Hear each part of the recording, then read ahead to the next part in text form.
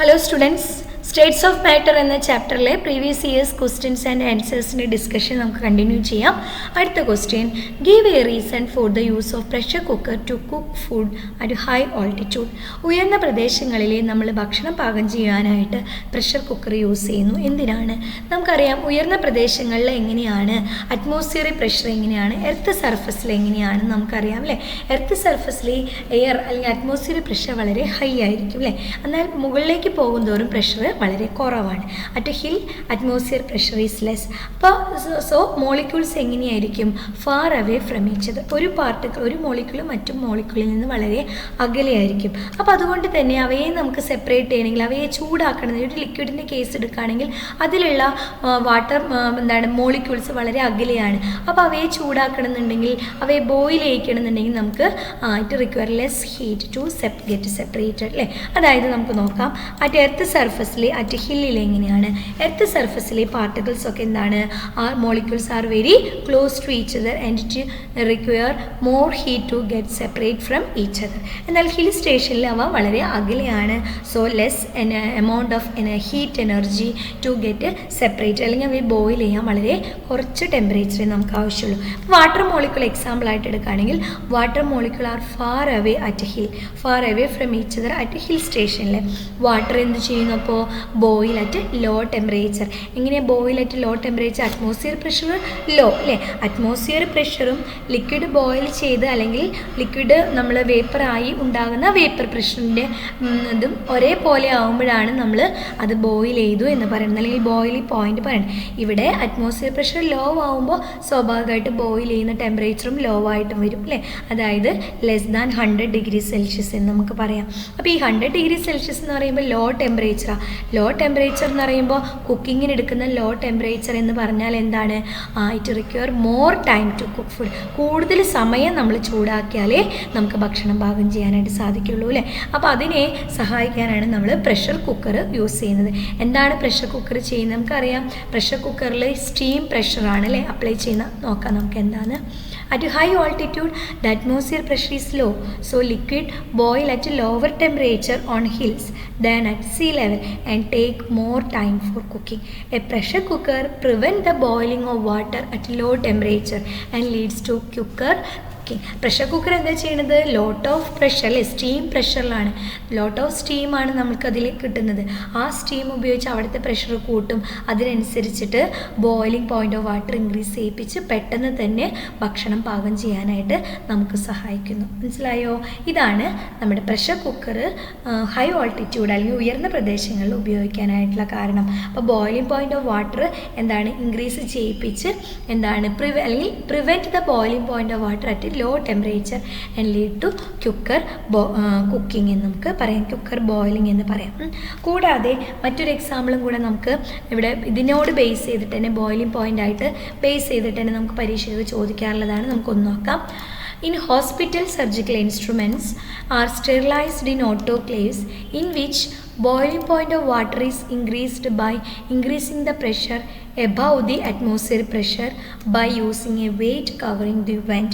അതായത് hospital surgical instruments ആണ് വിമുക്തമാക്കാനായിട്ട് സ്റ്റെറിലൈസ് ചെയ്യാൻ വേണ്ടിയിട്ട് ഉപയോഗിക്കുന്ന ഓട്ടോക്ലേവുകളിൽ വെള്ളത്തിൻ്റെ ബോയിലിംഗ് പോയിന്റ് ഇൻക്രീസ് ചെയ്യിപ്പിക്കുന്നു by increasing the pressure above the atmospheric pressure. അതായത് അറ്റ്മോസ്ഫിയറിക് പ്രഷറിനേക്കാൾ എബവ് ആക്കിയിട്ട് പ്രഷർ കൂട്ടി boiling point of water increase. എങ്ങനെയാണത്? അതിൻ്റെ മൂടികൾ, അതായത് നമ്മൾ കവർ ചെയ്യുന്ന വെയിറ്റ് ഉണ്ടല്ലോ, അത് ഉയർന്ന ഭാരമുള്ള വെയിറ്റ് എടുത്ത് വെച്ച് അന്തരീക്ഷ മർദ്ദം അല്ലെങ്കിൽ അറ്റ്മോസ്ഫിയർ പ്രഷർ ഉയർന്ന തരത്തിലേക്ക് കൊണ്ടുവന്ന് ഉയർന്ന മർദ്ദം സൃഷ്ടിച്ച് അങ്ങനെ boiling point of water increase ചെയ്യിപ്പിച്ചിട്ടാണ് സ്റ്റെറിലൈസേഷനൊക്കെ നമ്മൾ ഹോസ്പിറ്റൽ ഇൻസ്ട്രുമെൻറ്റ്സിൻ്റെ സ്റ്റെറിലൈസേഷനൊക്കെ സാധാരണ കൺവെൻഷണൽ ഓട്ടോക്ലേവ്സിലൊക്കെ ഉപയോഗിക്കും കേട്ടോ. സാധാരണ രീതിയിൽ നമ്മൾ ചൂട് കൊടുക്കുമ്പോൾ ഹൈ ടെമ്പറേച്ചർ വരും. മോർ സെൻസിറ്റീവ് ആയിട്ടുള്ള ചില റബ്ബർ പ്ലാസ്റ്റിക് ആയിട്ടുള്ള എക്യുപ്മെൻറ്റ്സിലുള്ള അങ്ങനെയുള്ള റബ്ബറിൻ്റെ പീസുകളോ അല്ലെങ്കിൽ പ്ലാസ്റ്റിക്കുകളൊക്കെ ഉണ്ടെങ്കിൽ അതൊക്കെ എന്താവും, ഡാമേജ് ആവും. ഹൈ പ്രഷർ സാധാരണ രീതിയിലാണെന്നുണ്ടെങ്കിൽ. പക്ഷേ ഇവിടെ നമ്മൾ എന്താ ചെയ്യുന്നത്, boiling point of water increase ചെയ്യിപ്പിക്കുകയാണ്. എങ്ങനെയാണ് ഇൻക്രീസ് ചെയ്യുന്നത്, നമ്മൾ ആ ഒരു പാത്രത്തിനെ വളരെ വെയിറ്റ് കൂടിയിട്ടുള്ള ഒരു അടപ്പ് കൊണ്ട് അടച്ചു വെച്ച് അവിടുത്തെ പ്രഷറിനെ ഇൻക്രീസ് ചെയ്യിപ്പിച്ച് നമ്മുടെ boiling point of water increase ചെയ്യിച്ചിട്ടാണ് ചെയ്യുന്നത്. നമുക്കതൊന്ന് നോക്കാം. കണ്ടോ, steam pressure sterilise commonly used ആണ്. സൂപ്പർ ഹീറ്റഡ് സ്റ്റീമാണ് under pressure, high degree of penetration ആണ്.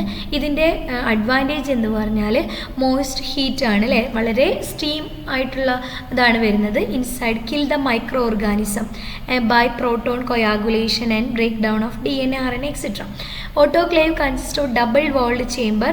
അതുകൊണ്ട് തന്നെ the steam circulate inside the under pressure. നമ്മൾ ഡബിൾ വാൾഡ് ചേംബർ അല്ലെങ്കിൽ ഇപ്പം നമ്മൾ പറഞ്ഞ പോലെ വളരെ ഭാരമുള്ള അടപ്പ് കൊണ്ടാണ് നമ്മൾ അടച്ചു വെക്കുന്നത്. അപ്പോൾ ആ പ്രഷർ അധികം പുറത്ത് പോവാതെ അതിൻ്റെ ഉള്ളിൽ തന്നെ സർക്കുലേറ്റ് ചെയ്ത് നമ്മൾ വാട്ടറിൻ്റെ ബോയിലിംഗ് പോയിന്റ് ഇൻക്രീസ് ചെയ്യിപ്പിച്ച് എന്താണ് എഫക്റ്റീവ് ആയിട്ടുള്ള അല്ലെങ്കിൽ റാപ്പിഡ് ആയിട്ടുള്ള സ്റ്റെറിലൈസേഷൻ പ്രൊവൈഡ് ചെയ്യുന്നു. മനസ്സിലായോ? The basic principle is that when the pressure of a gas increases the temperature increases. Temperature increase ചെയ്യുമ്പോൾ പ്രഷർ ഓഫ് ഗ്യാസ് അല്ലെങ്കിൽ പ്രഷർ ഓഫ് ദ സ്റ്റീം എന്താവും, ഇൻക്രീസ് ചെയ്തു വരുന്നു. അപ്പോൾ ഇതും ബോയിലിംഗ് പോയിൻ്റ് ഓഫ് വാട്ടർ അല്ലെങ്കിൽ വേപ്പർ പ്രഷറിൻ്റെ ഒരു ആപ്ലിക്കേഷനായിട്ട് നമുക്ക് പറയാം. ഇനി അടുത്ത ഒരു ക്വസ്റ്റ്യൻ നമുക്ക് വരുന്നത് അല്ലെങ്കിൽ ആ ഒരു ടോപ്പിക് എന്ന് പറയുന്നത് സർഫസ് ടെൻഷനുമായിട്ട് റിലേറ്റ് ചെയ്തിട്ടാണ്. എന്താണ് surface tension? It is related to intermolecular attractive forces within a liquid. ഇവിടെ നമ്മളുടെ ഒരു പിക്ചർ കാണിച്ചിട്ടുണ്ട് അല്ലേ. ഇവിടെ രണ്ട് പാർട്ടിക്കിളിനെ മാർക്ക് ചെയ്തിട്ടുണ്ട്. സർഫസ് മോളിക്യൂളാണ് ഈ കാണുന്നത്, ഇത് ഇൻറ്റീരിയർ മോളിക്യൂളാണ്. Surface molecule net attraction into the liquid എന്നാണ് എഴുതിയിട്ടുള്ളത്. ഇവിടെ ആരോ മാർക്ക് നമ്മൾ കാണുന്നുണ്ട് അല്ലേ, ഇതിന് ചുറ്റുമില്ല, ഈ മോൾ ഭാഗത്തില്ല അല്ലേ. എന്നാൽ ഇൻറ്റീരിയർ മോളിക്യൂൾ ഒന്ന് നോക്കാം. ഇൻറ്റീരിയർ മോളിക്യൂൾ എന്താ ചെയ്യുന്നത്, attract equally in all directions by the neighbouring molecule. അപ്പോൾ ഒരു നെറ്റ് അട്രാക്റ്റീവ് പുള്ള് ഈ മോളിക്യൂളിൽ എഫക്റ്റ് ചെയ്യുന്നത് അല്ലെങ്കിൽ ആക്ട് ചെയ്യുന്നത് എന്തായിരിക്കും, 0 ആയിരിക്കും. എന്താണെന്ന് വെച്ചിട്ടുണ്ടെങ്കിൽ ഒരു എണ്ണം ഈ ലെഫ്റ്റ് ഡയറക്ഷൻ അല്ലെങ്കിൽ റൈറ്റ് ഡയറക്ഷനിലേക്ക് ഉണ്ട്, എല്ലാത്തിനും ഓപ്പോസിറ്റ് ഡയറക്ഷനിലേക്ക് എന്ത് വരുന്നുണ്ട്, ഒരു അട്രാക്ഷൻ വരുന്നുണ്ട്. അപ്പോൾ ടോട്ടൽ ആയിട്ടുള്ളത് അവിടെ ഒരു 0 ആണെന്ന് പറയാം നമുക്ക്. പക്ഷേ ഇവിടെ എന്താ സംഭവിക്കണേ, molecule on the surface of the liquid എന്താ സംഭവിക്കണേ, is attracted mainly by molecules below and beside it അല്ലേ. മുകളിൽ പാർട്ടിക്കിൾ ഇല്ല, അതുകൊണ്ട് താഴേക്കും അതുപോലെ തന്നെ ഈ സൈഡിലുള്ള പാർട്ടിക്കിൾസ് ആണ് എന്ത് ചെയ്യുന്നത്, ഇവയെ അട്രാക്ട്. ഈ സൈഡിലുള്ളതൊന്ന് നോക്കൂ, ഇതൊരു ലെഫ്റ്റ് സൈഡിലേക്കുണ്ട്, ഇവിടെ റൈറ്റ് സൈഡിലേക്ക്. അപ്പോൾ അതും അവിടെ ഏകദേശം എന്തായി, നെറ്റ് റിസൾട്ട് അവിടെ ക്യാൻസൽ ആയിട്ട് പോയി അല്ലേ. പക്ഷേ ഈ സർഫസിലുള്ള പാർട്ടിക്കിൾസ് എന്ത് ചെയ്യുന്നുണ്ട്, ഈ താഴേക്ക് ഉള്ളിലുള്ള അതായത് ഇൻറ്റീരിയറിലുള്ള പല മോളിക്യൂൾസ് ഇതിനെ ഉള്ളിലേക്ക് ഇങ്ങനെ വലിക്കുന്നുണ്ട്. മനസ്സിലായോ? അപ്പോൾ ഇതിനെ വലിക്കുന്നതിനെ എന്താണ് ബാലൻസ് ചെയ്യാനായിട്ടുള്ള ഒരു അട്രാക്റ്റീവ് ഫോഴ്സ് മുകളിൽ നിന്നില്ല. No force of attraction to balance the attractive force tending to pull the molecule into the interior. ഉള്ളിലേക്ക് വലിക്കുന്നതിനെ തടയാനായിട്ടുള്ള ഒരു അട്രാക്റ്റീവ് ഫോഴ്സ് അല്ലെങ്കിൽ ഇവിടെ മോളിക്യൂൾ ഇല്ല മുകളിൽ. അപ്പോൾ എല്ലാ മോളിക്യൂൾസും എന്താണ്, ഒരു ഉള്ളിലേക്ക് ഒരു അട്രാക്ഷനാണ്. അതായത് molecules at the surface experience a net inward attraction. ഇൻവാർഡിലേക്ക് ഒരു പുള്ള് അല്ലെങ്കിൽ അട്രാക്ഷൻ നടക്കുന്നു. ഇത് എന്താണ്, ഇതിൻ്റെ ഭാഗമായിട്ട് അവിടെ ഒരു എന്തുണ്ടാകുന്നു, ഒരു tension, surface behaviours A tension ഉണ്ടാകുന്നു. അതിനെയാണ് നമ്മൾ സർഫസ് ടെൻഷൻ എന്ന് പറയുന്നത്. ആ ഇൻവാർഡ് പുള്ളിനെയാണ് നമ്മൾ എന്ത് പറയുന്നത്, സർഫസ് ടെൻഷൻ. അപ്പോൾ അത് നമ്മുടെ ഫിസിക്കൽ ടേമിൽ നമുക്ക് പറയുകയാണെങ്കിൽ ഇൻവാർഡ് പുള്ളിനെ നമ്മൾ എന്താ പറയുന്നത്, ഒരു ഫോഴ്സ് ആയിട്ടാണ് പറയുന്നത്. അപ്പോൾ എന്താണ് സർഫസ് ടെൻഷൻ്റെ ഒരു മീനിങ് അല്ലെങ്കിൽ definition? It is defined as the force acting per unit length perpendicular to the line drawn on the surface of a liquid. ഇവിടെ ഒരു ലൈൻ നമ്മളിങ്ങനെ നേരെ വരയ്ക്കുകയാണെങ്കിൽ ഈ ലൈനിൽ പെർപെൻഡിക്കുലർ ആയിട്ട് ഒരു ആക്ട് ചെയ്യുന്ന ഫോഴ്സ്, ഒരു പെർ യൂണിറ്റ് ലെങ്ത്തിലുള്ള ഏരിയയിൽ ആക്ട് ചെയ്യുന്ന ഫോഴ്സിനെയാണ് നമ്മൾ എന്ത് പറയണത്, സർഫസ് ടെൻഷൻ എന്ന് പറയുന്നത്. പക്ഷേ perpendicular to the surface of the liquid ആയിരിക്കും. ഇനി അതിൻ്റെ യൂണിറ്റ് എന്ന് പറയുന്നത് നമ്മൾ ഡിനോട്ട് ചെയ്യണത് ഗ്രീക്ക് ലെറ്റർ ഗാമ ഉപയോഗിച്ചിട്ടാണ്. അതിൻ്റെ SI unit newton per metre എന്നുള്ളതാണ്.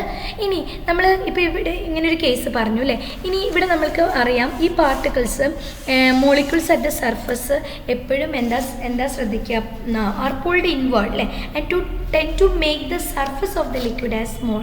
എപ്പോഴും സ്മോൾ സർഫസ് ഏരിയ ആക്കിയിട്ട് പ്രൊവൈഡ് ചെയ്യാനായിട്ടാണ് എപ്പോഴും ശ്രമിക്കാം. അതായത് ഇഫക്റ്റ് ഓഫ് സർഫസ് ടെൻഷൻ എന്താണ്, is to reduce the surface area to minimum. ഉള്ളിലേക്ക് പുൾ ചെയ്യുന്നതനുസരിച്ച് എന്താണ് ആ മോളിക്യൂളിൻ്റെ അല്ലെങ്കിൽ ആ ലിക്വിഡ് പാർട്ടിക്കിളിൻ്റെ സർഫസ് ഏരിയ മിനിമത്തിലേക്ക് ആവാനായിട്ട് പോകുന്നു. മനസ്സിലായോ? ഇനി ഇപ്പോൾ നമുക്ക് എന്താണ് ഇൻക്രീസ് ചെയ്യണം, സർഫസ് ഏരിയ ഇൻക്രീസ് ചെയ്യണം എന്നുണ്ടെങ്കിൽ നമ്മൾ എന്ത് ചെയ്യണം, എക്സസ് ആയിട്ട് അല്ലെങ്കിൽ വർക്ക് അല്ലെങ്കിൽ എനർജി നമ്മൾ കൊടുക്കേണ്ടതായിട്ട് വരും. അതിനെയാണ് നമ്മൾ സർഫസ് എനർജി എന്ന് പറയുന്നത്. എന്തിനു വേണ്ടിയിട്ടാണ്? ഇവിടെ നമ്മൾ സർഫസ് ടെൻഷൻ്റെ ഇഫക്റ്റ് വഴി സർഫസ് ഏരിയ മിനിമത്തിലേക്ക് എത്തി. ഇനി ആ മിനിമത്തിൽ നിന്ന് സർഫസ് ഏരിയ ഇൻക്രീസ് ചെയ്യണം. അതിനുള്ള എനർജീനെയാണ് അല്ലെങ്കിൽ വർക്കിനെയാണ് നമ്മൾ സർഫസ് എനർജി എന്ന് പറയുന്നത്. The work or energy required to increase the surface area of a liquid by unit area is called the surface energy. അപ്പോൾ ഇതൊരു എനർജി ടേമാണ്. നേരത്തെ ഒരു ടെൻഷനാണ് അല്ലേ, അല്ലെങ്കിൽ ഒരു ഫോഴ്സാണ്, അത് ന്യൂട്ടൺ പെർ മീറ്റർ. ഇതൊരു എനർജി ആവും, നമുക്ക് അതിൻ്റെ unit joule per metre square എന്ന് നമുക്ക് പറയാം. മനസ്സിലായോ? ഇനി എല്ലാ പാർട്ടിക്കിൾസും എന്തിനാണ് ശ്രമിക്കുക അല്ലേ, every liquid try to reduce their energy by decreasing the surface area. ഈ സർഫസ് എനർജീനെ എന്ത് ചെയ്യാൻ നോക്കും, റെഡ്യൂസ് ചെയ്യാൻ, അവർ സ്റ്റേബിൾ ആവാൻ വേണ്ടി റെഡ്യൂസ് ചെയ്യാൻ നോക്കും by decreasing the surface area. For a given volume sphere has the minimum surface area. ഒരു പ്രത്യേക വ്യാപ്തം എടുക്കുകയാണെങ്കിൽ, വോളിയം എടുക്കുകയാണെങ്കിൽ സ്പിയറിനാണ് എപ്പോഴും minimum surface area. So liquid drops assume spherical shape. അതുകൊണ്ടാണ് ലിക്വിഡ് ഡ്രോപ്ലെറ്റ്സുകൾ എന്ത് ഷേപ്പിലേക്ക്, ഗോളാകൃതി ഉണ്ടാവാനായിട്ടുള്ള കാരണം, അങ്ങനെ കാണാനായിട്ടുള്ള കാരണം അതുകൊണ്ടാണ്. എന്താണെന്ന് വെച്ചാൽ എപ്പോഴും അവ എന്തായിട്ട് നോക്കും, സർഫസ് ഏരിയ കുറയ്ക്കാനായിട്ട് നോക്കും. ഒരു വോളിയത്തിൻ്റെ അല്ലെങ്കിൽ ഒരു മെഷർമെൻ്റ് എടുത്താൽ അതിൽ സർഫസ് ഏരിയ ഏറ്റവും കുറവുള്ളത് ഏതിനാ, സ്പെറിക്കൽ ഷേപ്പിനാണ്. അപ്പോൾ അതുകൊണ്ട് സ്പെറിക്കൽ ഷേപ്പിലേക്ക് അസ്യൂം ചെയ്യാനായിട്ട് നോക്കും. ഇനി ഈ സർഫസ് ടെൻഷനാണ് ഇനി പറയുന്ന കുറേ കാര്യങ്ങളുടെ മെയിൻ എന്താണ് പ്രിൻസിപ്പിളായിട്ട് അല്ലെങ്കിൽ ബേസ് ആയിട്ട് നമുക്ക് പറയാം. Why is then small drops mercury form spherical bead instead of spreading on the surface. അതായത് ചെറിയ ഡ്രോപ്പ് മെർക്കുറി നമ്മൾ തറയിലിടുകയാണെങ്കിൽ അത് ബോളായിട്ട് തന്നെ കിടക്കും, ബീഡ്സ് പോലെ ചെറിയ ചെറിയ ഗോളാകൃതിയിലായിട്ട് കിടക്കും, സ്പ്രെഡ് ചെയ്ത് കിടക്കുന്നില്ല. മനസ്സിലായി? സ്മോൾ ഡ്രോപ്സ് ആണ്. വലിയ ഡ്രോപ്സ് ആണെങ്കിൽ അവ എന്താണ് ഫ്ലാറ്റായിട്ട് പോവും, അതായത് താഴെ പരന്നു പോകും. പക്ഷേ ചെറിയ ചെറിയ ഡ്രോപ്സ് ആണെങ്കിൽ അവിടെ സർഫസ് എനർജിയുടെ ഒരു അപ്ലിക്കേഷൻ തന്നെ ആണ് വരുന്നത്, സർഫസ് എനർജിയുടെ അപ്ലിക്കേഷൻ. അപ്പോൾ നമുക്ക് സർഫസ് ടെൻഷൻ തന്നെ അതിൻ്റെ ബേസിക് ആയിട്ടുള്ള ഐഡിയ നമുക്ക് പറയാം. ഇനി അതുപോലെ why do particles of soil at the bottom of river remain separated. അതായത് വെള്ളത്തിനടിയിൽ സോയിൽ പാർട്ടിക്കിൾസ് എടുത്തു കഴിഞ്ഞാൽ എങ്ങനെയാണ് അവ സെപ്പറേറ്റ് ചെയ്ത് നിൽക്കും. But they stick together when taken out. പുറത്തേക്ക് എടുക്കുമ്പോൾ അവ എന്താണ് വളരെ അടുത്തടുത്തായിട്ട് നിൽക്കുന്നു. മനസ്സിലായോ? ഇതിൻ്റെ പിന്നിലും എന്താണ് സർഫസ് ടെൻഷൻ തന്നെയാണ്. എപ്പോഴും ആ പാർട്ടിക്കിൾസ് എന്താണ് ആ മിനിമം സർഫസ് ഏരിയയിലേക്ക് എത്താനായിട്ട് ശ്രദ്ധിക്കും. ഇനി അടുത്ത് പറയുന്നത് why does A liquid or fall in a thin capillary as soon as the capillary touches the surface of the liquid. ഇപ്പോൾ കാപ്പിലറി ട്യൂബോ അല്ലെങ്കിൽ കാപ്പിലറി നേച്ചറുള്ള ലിക്വിഡ് റേസ് ചെയ്യുന്ന ഏതെങ്കിലും ഒരു, ഇപ്പോൾ ഇവിടെ ഒരു എക്സാമ്പിൾ കാണിച്ചിരിക്കുന്ന ഒരു ഫിൽറ്റർ പേപ്പറാണ് അല്ലേ, ഇവിടെ ഒരു ട്യൂബിൻ്റെ പിക്ചറാണ് കൊടുത്തിരിക്കുന്നത്. ഏതെങ്കിലും ഒരു സർഫസ് ഓഫ് ലിക്വിഡിലേക്ക് അത് ഡിപ്പ് ചെയ്ത് വെക്കുമ്പോൾ എന്താ സംഭവിക്കുക, അവ മുകളിലേക്ക് കയറാനായിട്ട് തുടങ്ങും സർഫസ് ഓഫ് ദി ലിക്വിഡ്. ഈ ലിക്വിഡ് റൈസിനും കാരണം പിന്നിൽ എന്താണ്, സർഫസ് ടെൻഷനാണ്.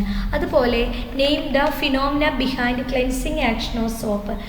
സോപ്പിൻ്റെ ക്ലെൻസിങ് ആക്ഷന് പിന്നിലുള്ളതും എന്താണ്, നമ്മുടെ സർഫസ് ടെൻഷൻ എന്നുള്ള ഫിനോമിനയാണ് അതിൻ്റെ പുറകിലായിട്ടുള്ളത്. മനസ്സിലായോ? അപ്പോൾ ഇതൊക്കെയാണ് ഈ ഇത്രയും ഫിനോമിനയുടെ ബേസിക് ഐഡിയ എന്താണെന്ന് ചോദിച്ചു കഴിഞ്ഞാൽ നമുക്ക് പറയാം സർഫസ് ടെൻഷനാണ്. ഓക്കെ, അടുത്ത ക്വസ്റ്റ്യൻ നമുക്ക് നോക്കാം. Which property of liquid is associated with fire polishing of glass. ഇവിടെ നമുക്ക് സർഫസ് ടെൻഷൻ തന്നെയാണ് പറയുന്നത്. ഇവിടെ എന്താ സംഭവിക്കുക, ഗ്ലാസ് മെൽറ്റഡ് ആണ് ഹീറ്റ് ചെയ്യും തോറും അല്ലേ. അപ്പോൾ അത് മെൽറ്റായി ഒരു ലിക്വിഡ് ഫോമിലേക്ക് മാറി. So surface of the liquid tend to take the rounded shape at the edge. അതായത് അതെപ്പോഴും സ്പെറിക്കൽ ഷേപ്പിലേക്ക് എത്താനായിട്ട് നോക്കും അല്ലേ, എപ്പോഴാണല്ലോ മിനിമം സർഫസ് ഏരിയ കിട്ടുക. അപ്പോൾ സർഫസ് ഓഫ് ദി ലിക്വിഡ് എന്തിനാണ് ശ്രമിക്കുക, റൗണ്ടഡ് ഷേപ്പ് ആവാനായിട്ട് ശ്രമിക്കും, which make the edges smooth.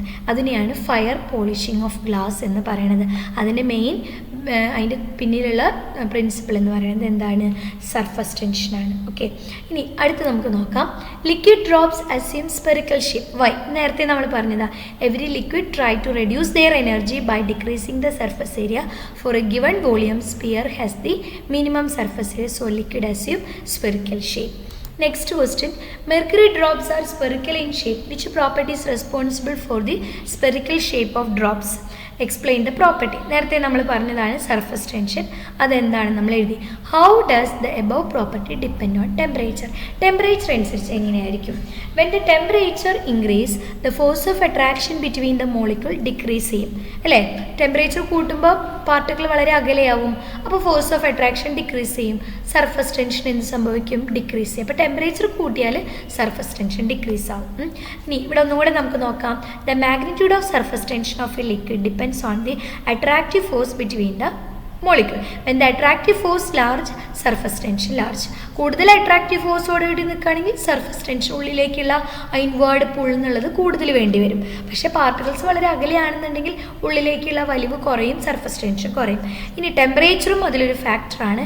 Increase the temperature, kinetic energy of the molecule and effectiveness of intermolecular attraction decrease ആവും. Surface tension decrease as the temperature raise. Okay, അടുത്ത question, give the reason behind the following. Glass window panels of old buildings are thicker at the bottom than at the top. Sharp glass edges are heated for making them smooth. ഈ second question നമ്മൾ തൊട്ട് മുമ്പ് answer ചെയ്തതാണ്. ആദ്യത്തെ question നോക്കാം. പഴയ ബിൽഡിങ്ങുകളുടെ glass Windows നോക്കിക്കഴിഞ്ഞാൽ അടിവശത്ത് വളരെ തിക്കറായിരിക്കും, മോൾ വശത്ത് കട്ടി കുറവായിരിക്കും. അതിനുള്ള കാരണമാണ് ഗ്ലാസ് എന്ന് പറയുന്നത് ഒരു വിസ്കസ് ആയിട്ടുള്ള ലിക്വിഡാണ്. ഇവിടെ നമ്മൾ ലിക്വിഡിൻ്റെ അനദർ പ്രോപ്പർട്ടിയാണ് വിസ്കോസിറ്റി എന്ന് പറയുന്ന ഒരു പ്രോപ്പർട്ടിയാണ് കാണുന്നത്. അത് നമുക്ക് ഇതിന് ശേഷം നമുക്ക് എക്സ്പ്ലെയിൻ ചെയ്യാം. അപ്പോൾ ഗ്ലാസിൻ്റെ സ്വഭാവം എന്താ, അതൊരു വിസ്കസ് ലിക്വിഡ് ആയിട്ടാണ് നമ്മൾ പറയുന്നത്, viscous liquid. So it has a tendency to flow very slowly. അതുകൊണ്ട് അവയ്ക്ക് ഒഴുകാനുള്ള ഒരു കഴിവുണ്ട്. So window panels of old buildings are thicker at the bottom than at the top. അപ്പോൾ കുറേ വർഷങ്ങൾ കഴിയും തോറും അല്ലെങ്കിൽ സമയം പോകും തോറും ഈ ഗ്ലാസ്സിന് പതുക്കെ പതുക്കെ താഴേക്ക്, നമുക്കറിയാം അക്കോർഡിംഗ് ടു എന്താണ്, ഡ്യൂ ടു ഗ്രാവിറ്റി താഴേക്കാണ് ഒഴുകുക അല്ലേ. ഒഴുകി എന്താണ് അവ താഴേക്ക് വന്ന്, അപ്പോൾ ടോപ്പ് ഭാഗത്തിനേക്കാൾ ബോട്ടം താഴെയുള്ള വശങ്ങൾ വളരെ തിക്കറായിരിക്കും. മനസ്സിലായോ? ഇനി അതിൻ്റെ ടെമ്പറേച്ചറിൻ്റെ ഇഫക്റ്റ് ഒന്ന് നമുക്കെടുത്ത് പറയാം. Viscosity of liquid decrease S the temperature rises. Viscosity എന്താണെന്ന് നമുക്ക് ഡിസ്കസ് ചെയ്തതിന് ശേഷമാണ് ഈ പോയിന്റ് പറയേണ്ടത്. എന്നാലും നമുക്കിവിടെ പറയാം, ടെമ്പറേച്ചർ റൈസ് ചെയ്യുമ്പോൾ വിസ്കോസിറ്റി എന്താണ്, കുറയും. അതായത് ടെമ്പറേച്ചർ കൂട്ടുമ്പോൾ പാർട്ടിക്കിൾസ്, വിസ്കോസിറ്റി എന്ന് പറഞ്ഞാൽ ആ ഒഴുകാനുള്ള ഒരു കഴിവ് റെസിസ്റ്റ് ചെയ്യുക എന്നുള്ളതാണ് വിസ്കോസിറ്റി എന്ന് പറയുന്നത്. അപ്പോൾ വിസ്കോസിറ്റി ഡിക്രീസ് ചെയ്യുമ്പോൾ, ടെമ്പറേച്ചർ കൂടുമ്പോൾ പെട്ടെന്ന് ഒഴുകാനുള്ള കഴിവ് കിട്ടും. അപ്പോൾ വിസ്കോസിറ്റി കുറയും. Because at high temperature molecules have high kinetic energy and overcome the intermolecular force. അപ്പോൾ നമുക്ക് വിസ്കോസിറ്റിനെ പറ്റിയിട്ടൊന്ന് നോക്കാം. വിസ്കോസിറ്റി എന്ന് പറഞ്ഞാൽ എന്താ, is a measure of resistance to flow which arises due to the internal friction between layers of fluid as they slip past one another while liquid flows. അതായത് ഒഴുകാനുള്ള ഒരു ലിക്വിഡിന് ഒഴുകാനുള്ള കഴിവിനെ തടയുന്ന ആ ഒരു മെഷർമെൻറ്റ്, തടയുന്ന ഒരു ഫോഴ്സ് ഉണ്ട്. അതിനെയാണ് നമ്മൾ വിസ്കോസിറ്റി എന്ന് പറയുന്നത്. അതെങ്ങനെയാണ് ഉണ്ടാകുന്നത്, ഡ്യൂ ടു ഇൻറ്റേർണൽ ഫ്രിക്ഷൻ. അവിടെ ഒരു ലിക്വിഡ്, ഒഴുകുന്ന ഒരു ലിക്വിഡിനെ ഒരു ഫ്ലൂയിഡ് അല്ലെങ്കിൽ ലേയേഴ്സ് ആയിട്ട് നമ്മൾ കൺസിഡർ ചെയ്യാണ്. അപ്പോൾ ആ ലേയേഴ്സിൻ്റെ ഇടയിലുള്ള ഒരു ഇൻറ്റേർണൽ ഫ്രിക്ഷൻ വഴിയാണ് ഒരു ലെയർ മറ്റൊരു ലെയറിന് മുകളിൽ ഒഴുകാണ് അല്ലേ. അപ്പോൾ അതിനെ ഓരോ ലെയറായിട്ട് ഈ ഒഴുകുന്ന പാർട്ടിക്കിൾസിനെ കൺസിഡർ ചെയ്ത് ഒരു ലെയറിന് മുകളിൽ അടുത്ത ലെയർ എന്നുള്ള രീതിയിൽ നമ്മൾ കണക്കാക്കിയിട്ട് അവയുടെ ഇടയിലുള്ള ഇൻറ്റേർണൽ ഫ്രിക്ഷൻ വഴിയാണ് ഈ വിസ്കോസിറ്റി എന്ന് പറയുന്ന ഇഫക്റ്റ് ഉണ്ടാകുന്നത്. അതായത് strong intermolecular force between molecule hold them together resist movement of layer past ആണ്. അപ്പോൾ ഒന്നൊന്നിന് മുകളിൽ തെന്നി നീങ്ങുന്നതിന് റെസിസ്റ്റ് ചെയ്യും സ്ട്രോങ് ഇന്റർമോളിക്കുലർ ഫോഴ്സ് ആണെങ്കിൽ. അപ്പോൾ when a liquid flow over a fixed surface we can assume that there are large number of layers. The layer of molecule which is in contact with the surface is stationary. The velocity of upper layer increases as the distance of layer from fixed layer increases. This type of flow in which there is a regular change of velocity in passing from one layer to the next is called laminar flow. മനസ്സിലായോ? അപ്പം എന്താണ് സർഫസിൽ ആയിട്ടുള്ള ലെയറിനെ നമ്മൾ എന്താണ് അതൊരു stationery ആയിട്ട് വയ്ക്കുന്നു. ഇനി അപ്പർ ലെയറിലുള്ളത് velocity of upper layer increases as the distance of layer from the fixed layer fixed ലെയറിൽ നിന്ന് ഉള്ള ഡിസ്റ്റൻസ് ഇൻക്രീസ് ചെയ്യുന്നതോറും മുകളിലുള്ള ലെയറിൻ്റെ വെലോസിറ്റിയിൽ ഇൻക്രീസ് സംഭവിക്കുന്നു. അപ്പോൾ അവിടെ ഒരു വെലോസിറ്റിയിൽ എന്തുണ്ട്, റെഗുലർ ചേഞ്ച് സംഭവിക്കുന്നുണ്ട് from one layer to another layer. ആ ഒരു ഇതിനെയാണ് നെക്സ്റ്റ് ലെയർ എന്ന് തന്നെ പറയാം. അതിനെയാണ് നമ്മൾ ലാമിനാർ ഫ്ലോ എന്ന് പറയുന്നത്. ഓക്കെ, ഇനി if we choose any layer in the flowing liquid, the layer above it accelerate it's flow and layer below it is retarded it's flow. ഇപ്പോൾ ഒരു ലെയർ എടുക്കുകയാണെങ്കിൽ അതിൻ്റെ മുകളിലുള്ള ലെയർ എന്താണ് സംഭവിക്കുക, ലെയറിനെ ആക്സലറേറ്റ് ചെയ്യും, ഫ്ലോനെ ബിലോ ഉള്ളത് ഡിക്രീസ് ചെയ്യും, റിട്ടാർഡ് ചെയ്യും, അതായത് സ്ലോ ചെയ്യും. അപ്പം ഇങ്ങനെയാണ് ലെയേഴ്സ് ആയിട്ട് കണക്കാക്കുന്നത്. ഇതിൻ്റെ കുറച്ച് തിയറി പാർട്ടും കൂടി നോക്കാണ്ട്, the velocity of A layer at A distance dz is changed by value du, then velocity gradient is given by the amount du by dz. A force is required to maintain the flow of layers. This force is proportional to area of contact layer. നമുക്ക് നോക്കാം derivation. F proportional to A, then F proportional to A into du by, അതായത് velocity ഗ്രേഡിയൻറ്റും കൂടെ നമ്മൾ ഇവിടെ consider ചെയ്യണം അല്ലേ. So F directly proportional to A into du by dz. Then F equal to A proportional sign മാറ്റാനായിട്ട് നീറ്റ എന്ന് പറയുന്ന proportionality constant നമ്മൾ കൊടുക്കുന്നു. And is called coefficient of viscosity എന്ന് പറയണം. ഇനി അതിൻ്റെ യൂണിറ്റ് എന്താണ്, Newton second per square metre എന്നുള്ളതാണ്, അല്ലെങ്കിൽ പാസ്കൽ സെക്കൻഡ് എന്ന് പറയാം. CGS യൂണിറ്റിൽ അതിൻ്റെ യൂണിറ്റ് എന്ന് പറയുന്നത് പോയ്സ് എന്നാണ്. പോയ്സ്ലി എന്ന് പറയുന്ന ഒരു സയൻറ്റിസ്റ്റിൻ്റെ പേരോട് കൂടിയിട്ടാണ് കൊടുത്തിരിക്കുന്നത്. അപ്പോൾ ഇത്രയാണ് അതിൻ്റെ തിയറി പാർട്ട്. ഇതിൽ നമുക്ക് മെയിനായിട്ട് ബേസിക് ആയിട്ടുള്ള ക്വസ്റ്റ്യൻ വരുന്നത് ഇപ്പോൾ നമ്മൾ മുൻപ് കണ്ട പോലെ ഉള്ള എക്സാമ്പിൾസ് തന്നിട്ട് അതിൻ്റെ ബേസിക് ആയിട്ടുള്ള ഐഡിയ എന്താണ്, വിസ്കോസിറ്റി എന്നുള്ള അപ്പോൾ ആൻസറിലേക്ക് വരുന്ന തരത്തിലുള്ള ക്വസ്റ്റ്യൻസാണ് നമ്മളോട് കൂടുതൽ ചോദിക്കാറുള്ളത്. ഓക്കെ, ഇനി അടുത്ത ഒരു ഭാഗം കൂടെ നമുക്കൊന്ന് നോക്കാം. Viscosity of liquid decrease S A temperature rise. നമ്മൾ നേരത്തെ കണ്ട പോയിന്റാണ്. ഇപ്പോൾ കണ്ടിട്ടുള്ള പഠിച്ച എല്ലാ പ്രോപ്പർട്ടീസും എങ്ങനെയാണ് ടെമ്പറേച്ചറായിട്ട് റിലേറ്റ് ചെയ്യുന്നത് നമുക്ക് നോക്കാം. ടെമ്പറേച്ചർ ഇൻക്രീസ് ചെയ്യുമ്പോൾ വേപ്പർ പ്രഷർ ഇൻക്രീസ് ചെയ്യും, നമ്മൾ മുൻപേ പഠിച്ചതാണ്. ടെമ്പറേച്ചർ ഇൻക്രീസ് ചെയ്യുമ്പോൾ സർഫസ് ടെൻഷൻ ഡിക്രീസ് ചെയ്യും അല്ലേ. ടെമ്പറേച്ചർ കൂടുമ്പോൾ ഫോഴ്സ് ഓഫ് അട്രാക്ഷൻ അല്ലെങ്കിൽ പാർട്ടിക്കിൾസിൻ്റെ കൈനറ്റിക് എനർജി കൂടും. അപ്പോൾ ഇൻവേർഡ് ആയിട്ടുള്ള പുള്ളി വളരെ കുറച്ചേ വേണ്ടൂ, സർഫസ് ടെൻഷൻ കുറയും. അതുപോലെ ടെമ്പറേച്ചർ ഇൻക്രീസ് ചെയ്യുമ്പോൾ വിസ്കോസിറ്റി അവ കൂടുതൽ എളുപ്പത്തിൽ ഫ്ലോ ചെയ്യാൻ തുടങ്ങും. ആ റെസിസ്റ്റൻസ് കുറഞ്ഞു, അതിൻ്റെ അർത്ഥം വിസ്കോസിറ്റി കുറഞ്ഞു എന്നുള്ളതാണ്. മനസ്സിലായല്ലോ? അടുത്ത ക്വസ്റ്റ്യൻ ആണ്, Maxwell and Boltzmann have shown that actual distribution of molecular speeds depends on temperature and molecular mass. What do you mean by most probable velocity? അതിൻ്റെ കൂടെ ഒരു ക്വസ്റ്റ്യൻ കൂടിയുണ്ട്. At the same temperature which will move faster, nitrogen or Cl2 chloride. ഇവിടെ നമ്മുടെ ക്വസ്റ്റ്യനിൽ പറയുന്നതിന് മുൻപ് നമ്മൾ kinetic molecular theory of gas പഠിച്ചിട്ടുണ്ട് അല്ലേ. അവിടെ കൈനറ്റിക് എനർജി മോളിക്കുലർ സ്പീഡിനെ പറ്റി പറയുകയാണെങ്കിൽ molecules of a gas R continuous motion. അവിടെ കണ്ടിന്യൂസ് ആയിട്ടുള്ള മോഷൻ വഴി they collide with each other and also collide with the walls of the container. അതിൻ്റെ ഫലമായിട്ട് അവയുടെ സ്പീഡ് ചേഞ്ച് ചെയ്യുന്നു, അവയുടെ എനർജി ഡിസ്ട്രിബ്യൂഷനും ചേഞ്ചസ് വരുത്തുന്നു. അപ്പോൾ നമുക്ക് കറക്റ്റായിട്ടുള്ള സ്പീഡ് ഇന്ന ആൾക്കുണ്ട്, അതായത് എല്ലാവരുടെയും സ്പീഡുകൾ വ്യത്യാസമായിരിക്കും. അപ്പോൾ നമുക്ക് ആവറേജ് സ്പീഡ് ഓഫ് മോളിക്യൂൾസ് മാത്രമാണ് നമുക്ക് കണ്ടുപിടിക്കാനായിട്ട് സാധിക്കും അല്ലേ. അപ്പോൾ അതിൻ്റെ ഇടയിലാണ് മാക്സ്വെൽ ആൻഡ് ബോൾട്സ്മാൻ എന്ന് പറയുന്ന രണ്ട് സയൻറ്റിസ്റ്റുകൾ എന്താണ് actual distribution of molecular speed ടെമ്പറേച്ചറിനെയും മോളിക്കുലർ മാസിനെയും ഡിപ്പെൻഡ് ചെയ്തിരിക്കുന്നു എന്ന് പറഞ്ഞു തരികയും അതിനെ ബേസ് ചെയ്ത് ഗ്രാഫ് നമുക്ക് കാണിച്ചു തരികയും ചെയ്തു. അതാണ് ഈ graph, speed against number of molecules. ഇവിടെ ഈ ഗ്രാഫിൽ നമ്മൾ നോക്കുകയാണെങ്കിൽ നമ്പർ ഓഫ് മോളിക്യൂൾസ് ഇവിടെ തുടക്കത്തിൽ 0 ആണ്, അതിനനുസരിച്ച് സ്പീഡും വളരെ സ്മോളാണ് അല്ലേ, ചെറിയതാണെന്ന് പറയാം. ഇനി ഈ കർവ് ഒരു കർവ് ആയിട്ടാണ് റെപ്രസെൻ്റ് ചെയ്തിരിക്കുന്നത്. ഇത് ഇൻക്രീസ് ചെയ്തു, സ്പീഡ് ഇൻക്രീസ് ചെയ്തു, ഒരു മാക്സിമത്തിലെത്തി. ആ മാക്സിമത്തിലെത്തിയപ്പോൾ നമ്പർ ഓഫ് മോളിക്യൂൾസും എങ്ങനെയായിരിക്കും, മാക്സിമം ആയിരിക്കും അല്ലേ. അപ്പോഴുള്ള ആ maximum number of molecule possess ചെയ്തിട്ടുള്ള സ്പീഡിനെയാണ് നമ്മൾ മോസ്റ്റ് പ്രോബബിൾ സ്പീഡ് എന്ന് പറയുന്നത്. It is the velocity possessed by maximum number of gas molecules. മനസ്സിലായല്ലോ? ഇനി അടുത്ത നമ്മുടെ ക്വസ്റ്റ്യൻ എന്ന് പറയുന്നത് എന്താണ്, at the same temperature which will move faster, nitrogen and Cl2. അപ്പോൾ ടെമ്പറേച്ചറിനെ ബേസ് ചെയ്തിട്ടുള്ള കാര്യം നമ്മൾ പറഞ്ഞു. ഇവിടെ നമ്മൾ ഈ ടെമ്പറേച്ചർ കൂട്ടുകയാണെങ്കിൽ മോസ്റ്റ് പ്രോബബിൾ സ്പീഡ് ഇൻക്രീസ് ചെയ്ത് വരുന്നു എന്നുള്ളതാണ് പറയുന്നത്. അത് വെച്ചിട്ടുള്ള ഒരു റിലേഷനൊക്കെ പഠിക്കുന്നുണ്ട്. μmp = √2RT/m എന്നുള്ള ഒരു ഇക്വേഷനാണ്. അപ്പോൾ അവിടെ നിന്ന് ടെമ്പറേച്ചർ കൂടുന്തോറും മോസ്റ്റ് പ്രോബബിൾ സ്പീഡും കൂടുന്നു എന്നുള്ളതൊക്കെ നമുക്ക് മനസ്സിലാക്കാൻ സാധിക്കും. അപ്പോൾ ടെമ്പറേച്ചറിൻ്റെ ഇഫക്റ്റ് മനസ്സിലായി. അടുത്ത ക്വസ്റ്റ്യൻ എന്താണ് ചോദിച്ചിരിക്കുന്നത്? അതേ ടെമ്പറേച്ചറിൽ അത് നൈട്രജനും ക്ലോറിനും എങ്ങനെയാണ് ബാധിക്കുന്നത്, എങ്ങനെയാണ് മൂവ് ചെയ്യുക? അത് നമ്മൾ നോക്കുമ്പോൾ നമുക്ക് മറ്റൊരു ഗ്രാഫാണ് കാണുന്നത്. നമ്പർ ഓഫ് മോളിക്യൂൾസ് ഫോർ നൈട്രജനും സ്പീഡ് എഗെയിൻസ്റ്റ് ആയിട്ടുള്ള ഗ്രാഫ് ഫോർ നൈട്രജനും ക്ലോറിനും നമ്മൾ വരയ്ക്കുകയാണ്. അപ്പോൾ ഇവിടെ നോക്കുക, മോളിക്കുലർ സ്പീഡ് ഇതിൽ ഏതിനാണ് കൂടുതലായിട്ട് വരുന്ന സ്പീഡ്? നൈട്രജനാണ് അല്ലേ. ഇവിടെ നൈട്രജനാണ് കിടക്കുന്നത്, ഇവിടെ Cl2 കുറവാണ്.